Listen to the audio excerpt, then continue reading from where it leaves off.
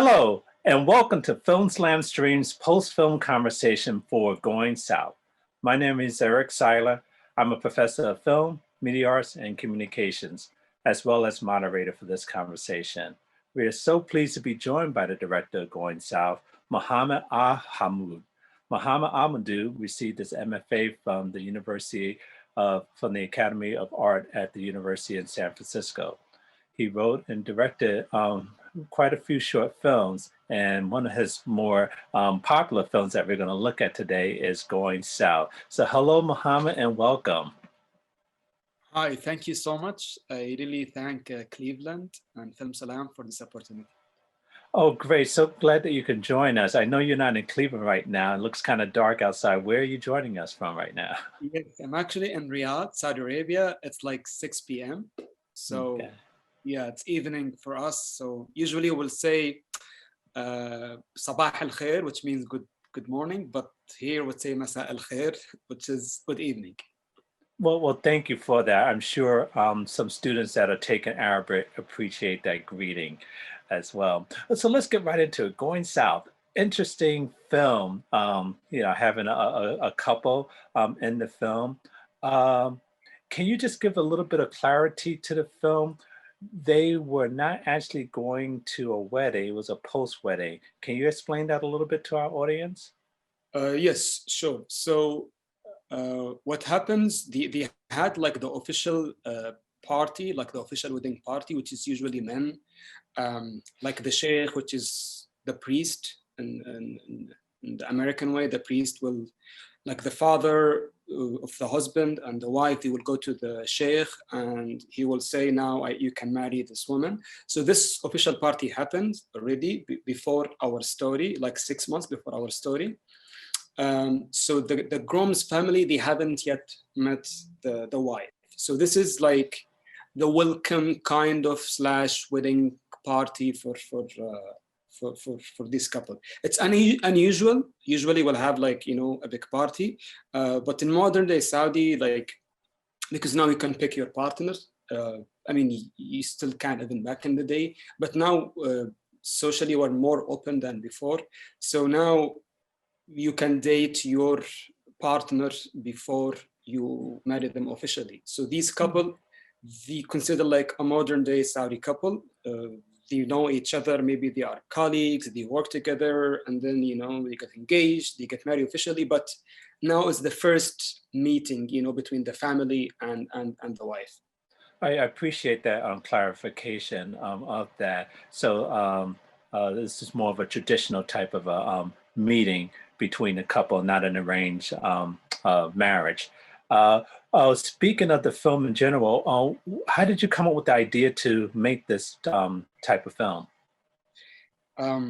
It's actually a personal story, but like when I married my wife, I'm from the south, not this village, like a different village, and my wife is from Riyadh, and when it was the first time she visits my hometown. So when we went, she had this stress about meeting my family, and I get inspired during the process. Not about the wig, we didn't have to hide anything, but about the anxiety of meeting my family. And also I shot a documentary on this village with my wife. We shot a documentary for BBC in 2015. And when I entered the village, like when you see visually, the visual is, when I visit this village, I was like, I want to shoot a movie in this village. So I combined both. When I went pretty much in 2017, when I visit my family, I got inspired about, it's a universal theme, when someone meets the significant other family, usually you have this stress, judgment, prejudgment, and I also combine it with the village. So, and then I came up with the idea. I see. So how does your wife feel about this film, knowing Actually, that? She liked it, but she thinks I judge her because she was like, I'm not Yes, that angry as this actress. I'm exactly. like, no, this is a fiction. Yeah, she liked, actually, she was from the beginning when I had the idea. She was, about the movie. But she said, definitely, I'm not this, I'm not I, her Absolutely. name Aya, the character. Absolutely. Just keep reminding her not to take it personal. It's art Yeah. that you're creating. With the film itself, how long did it take for you to actually make this film? It's actually took me like it took me maybe a month or two just to find the right location, and also to combine the actress and also the crew who shot the movie from Tunisia, like the DP, and also the post-production. It was done in Tunisia. Tunisia is like, it's really another country that's really far away from Saudi. And I picked the crew because they worked with me in another film. And also I had some difficulties during the production because the beginning of the film, it happens at the airport, and also the end of the movie. So the scene when with the conflict that happens when she forgets, like, oh, where is my luggage? Why it's late? It was supposed to happen at the airport. And we already had agreement from the airport, but just a day before the shoot, they told us, no, you cannot shoot because this town is close to Yemen. And now there is a war between Saudi and Yemen. Mm. So they're like, this is dangerous. You cannot shoot at the airport. So we have to delay 4 days of shoot. And, then I have to do like rewrites. So that's almost, we have to add a week of shooting. It was difficult also because all the crew, they came from Riyadh. And from Riyadh to the city, it's almost like 2 hours flight. It's almost from like Cleveland to Philadelphia, almost. It's really not that close. So we have to fly, and we have to, because this is a small town, so we don't have that much like equipment and professional crew. So yeah, I would say pretty much 2 months total. Okay. Well, okay, that's not bad. That's really remarkable to get that accomplished in such a short time. The couple in the film, are they an actual couple? Or are they hired actors? Are they friends of yours? Who are they? No, it's actually a good question. So the actress, she's actually now she's becoming a very well-known actress. So I know her from a film. So she starred in a film. It's called Baraka Meets Baraka. You can find it on Netflix. She's like, it was really famous film in 2016. Premiered at Berlinale Film Festival. And then I pitched the idea for her. I knew her through like a friend. And the actor, it was her first time to film in cinema. He's done like a theater. What's ironic, when I wrote the character, about a dentist and who was living abroad, but he's from the South. And he was actually that person. In actual life, he's a dentist. He lived in Europe. Like he's done his degree in Europe, and then he came back to the city. And also his hometown is like almost 15 minutes from that village. So it worked well for me in terms of casting, but it was difficult for me because he's like theater background, and it was difficult for him in terms of the camera. And the actress, she's a professional. So it was for me, I wish I had more time to, at least for pre-production, to do more rehearsals with them together. But at the end, I was really happy how it worked somehow, because of their characters made sense at the end. Their background made sense with my character. It did. I thought it worked well because the energy she brought with her acting training showed in the screen, and his energy had to be more reserved, Yeah. reacting to all the situations that were there. And actually, he flew from LA to the South almost like a day before our shooting, because she had something in LA, like workshop, I guess. So when she came, she was exhausted. So when we had to delay our production because of the airport thing, I was happy at least, so I have more time with her. Oh, good. Okay, that did work out well. I'd just like to remind everyone we are talking with the director of Going South, Mohammed Alhamoud. If you have questions, please put them in the Q&A portal. We're about halfway through our conversation, and I'll get to them as time allows. And we do have one question that has come in. One person wants to know, why did you call the film Going South? Uh, okay, so in Arabic, the title is called Irtidad. Irtidad in Arabic mean like bounce back, you know, when you have something, you push them bounce back. Going south, you know, and figuratively, you know, going south, like things will go wrong somehow.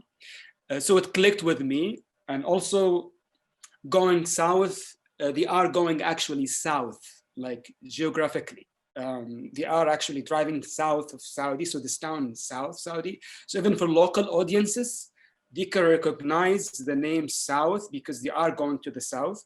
So I think it worked almost literally and figuratively with my story. Okay, that makes sense. Another question we have, well, actually, we talked about this earlier before we got on. They want to know is it customary for women to wear wigs in the Arabic culture? Not I know of. I wouldn't imagine that. Maybe from 1001 Nights, maybe in the old stories you can see. I'm not even familiar with the wigs, but yeah, it's been used for drama purposes. Maybe if you have cancer, some patients. I know maybe only one in my life that I met that she wears wig because you know she shaved her hair, but other than that, no, it's not that normal. Okay, that's fine. And let's talk more about that. You know, obviously you had her wig fall off, and I know when we talked before we started, you know, she wanted to look glamorous, and her sister-in-law put the wig back on. Can you talk about the significance of that particular scene there?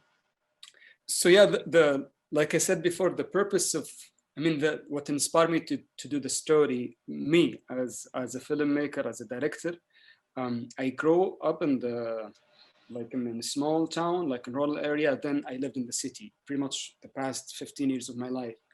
And always there is some, we have this like prejudgment of the city versus the village. And when she came to visit her husband's family, usually, I mean, the norms, the maybe universal, maybe not, but usually they if you have like a long hair, black hair, this is like it will impress them. But if you have like a very short hair, maybe you will give like the wrong impression. This is all in her mind.